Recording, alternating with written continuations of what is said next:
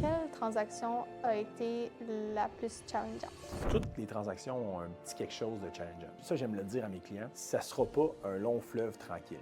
Même les dossiers que je pensais que ça allait être un long fleuve tranquille, c'est jamais le cas. Il y a tout le temps quelque chose qui va se passer. Maintenant, c'est comment toi, en tant que courtier, tu réagis face à ces problématiques-là. C'est ce qui va te démarquer si tu es un bon ou un mauvais courtier. Il y a des transactions qui sont challengeantes du début à la fin. Quand on fait la planification du dossier, on fait le montage, on regarde tous les enjeux potentiels. 80% du travail se fait en amont parce qu'on va tout voir les problématiques potentielles, vu qu'on fait énormément de dossiers, on va le souligner au client. On va dire, Sarah, tel point dans ton dossier peut être problématique. Telle chose, telle chose, telle chose.